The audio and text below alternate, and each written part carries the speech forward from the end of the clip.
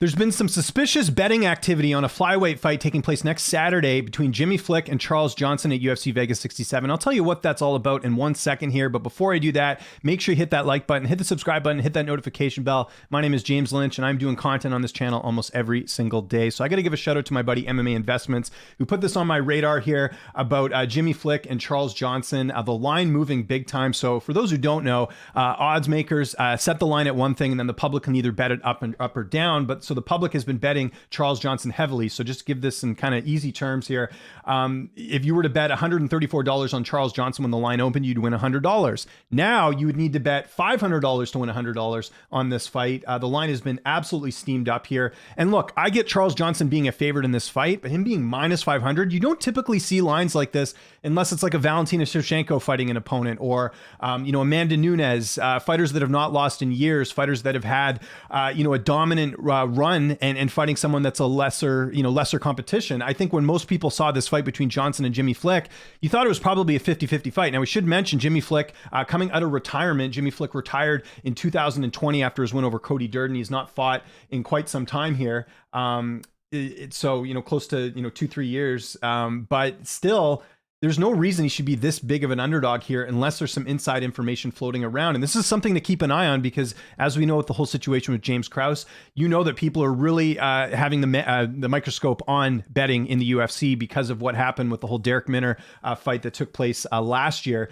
So this is something to maybe keep an eye on here. Like, again, I think Johnson should be the favorite. I don't think he should be minus 500. Quick tail of the tape, just to give you guys some context here. 12-3 record for Johnson, 31 years old, 5'9" with a 70-inch reach. Jimmy Flick, 32 years old, 5'7" with a 70.5-inch reach. So they're both the same age. Even like schedule-wise, they have similar records here. Nothing out of the ordinary. And it's not like Charles Johnson is coming off like a highlight reel finish in any of his fights. He had the debut against Mokaev, which to his credit went the distance. A lot of people feel like Muhammad Mokaev is the future of the flyweight division. So not a pretty good fight there. He had the flyweight title fight in LFA where he knocked out Carlos Mata, who's in the UFC now, in the 5th round. And then his last fight, a lot of people think he didn't win that. That was against Zumagulov. You go look at the media scorecards here. Pretty much all the media members scored the fight for Zumagulov in that one. Some people considered it a robbery here. So why is he minus 500? It just doesn't make any sense. Now I had some people tweet me and saying, maybe Jimmy Flick's not training. Maybe he's doing this for a paycheck. That's not the case. I did have a chance to speak to both fighters ahead of this matchup. You can find those interviews in the UFC playlist.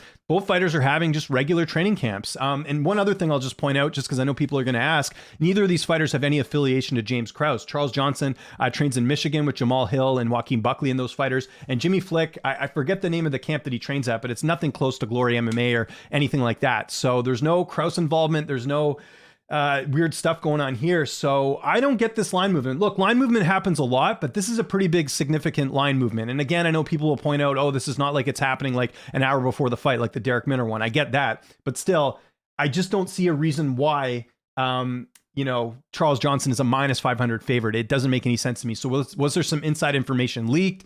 What's the case here? That's what we're going to have to figure out over the next couple of days. But I just wanted to put this on your radar because I do think this could be a story here, especially with what is going on with all the betting and stuff like that. We've seen big lines before, right? Terrence McKinney in his last fight was a huge favorite in his last one. But if you look at Terrence McKinney, he's finishing a lot of his opponents. So that would give reason for people to have to bet the Terrence McKinney line a lot here. But with Charles Johnson, there's just no reason to see him being minus 500. If I was capping this fight, I think Charles should be probably a 2-1 favorite. I'm picking him to win in this fight, spoiler alert, but I just don't think that he should be minus 500. So wanted to put that on your guys' radar. So I don't know what you guys think in the comment section below. Do you think anything suspicious is going on here? Do you think this will turn into a story? I want to hear from you guys. Follow me on Twitter and on Instagram at Lynch on Sports. Make sure you subscribe to this YouTube channel, youtube.com/Lynch on Sports. I'm James Lynch. Thanks so much for watching, and I'll see you next time.